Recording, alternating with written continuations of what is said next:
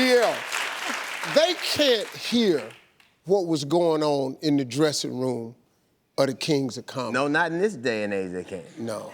That'd be a lawsuit waiting to happen, wouldn't it? But I think that's what's changed. I think that now we're such a supposedly genteel society. We pretend to be one thing and actually are another. And I think that that makes it more difficult comedically to absorb as an audience, but not to give as a comedian. Yeah. Do you think it's got you in a box a little bit? I just tend not to care what people think. Not that I don't value. It's not to say that I'm right or that I don't value their opinion. I just don't value their opinion more than mine. Much like they're entitled to their opinion, I'm entitled to mine. Only my job is to get paid to do it. I think people have gotten so accustomed to comfort, and they don't realize how comfort kills. Like everything bad that ever happened to you, you grew. Yeah. Every time you were satiated or happy, you gained a lot of weight during the holidays because you're comfortable. Yeah. They can only surprise you if you ain't ready. Yeah. They can. So.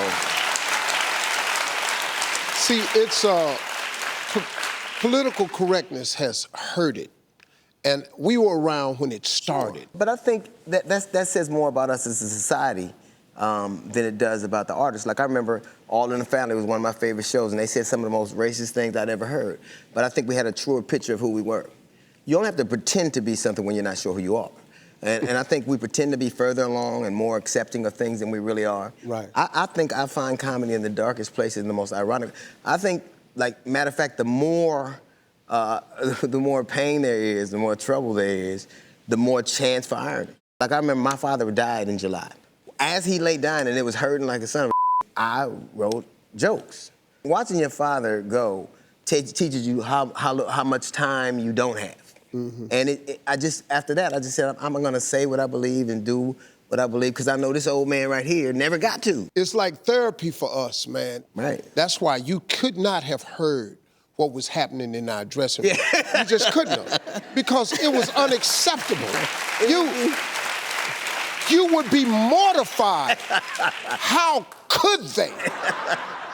What was one of the fondest memories you had, man, that on the we road? never asked anybody for permission. We didn't ask for permission to be exactly who we were, and it paid off. It was what aspirationally I think we need to do as communities. Like, we all depended on each other. And from that one thing, all these careers spanned, all these people worked, all these people went to school, and it was just men of a like mind coming together and working diligently and respecting and loving each other. And I thought that's one of the most, that's my most resonant memory about that. Yeah, yeah, man.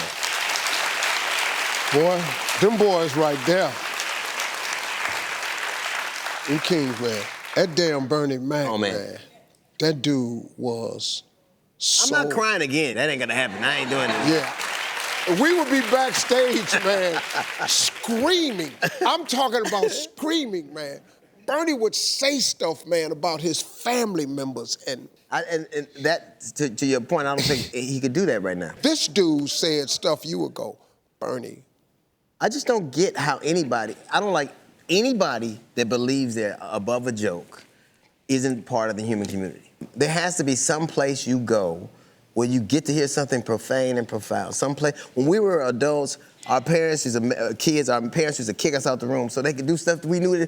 I couldn't wait to be an adult so I could kick somebody out the room and do something I wasn't supposed to be doing. Yeah. I couldn't wait to do it. So I think, like, even like with this whole college cheating scandal, which I never understood, because if you work hard and you give your children every advantage and they have caring teachers and abundant resources, and they can't pass a test to get into college, they're either lazy or stupid. That's really it. That's how that go. And black people, we know our kids, like, we know they all got the same skill set. Like, I want to go to college. You know you ain't going to college. Hey, listen. Hey, we're going to take a quick break. We got more with D.L. Hughley when we come back. Hey, you made it to the end of this video. I got a lot more that you're going to enjoy, so just click to watch the next one. And make sure you subscribe to always know what's happening.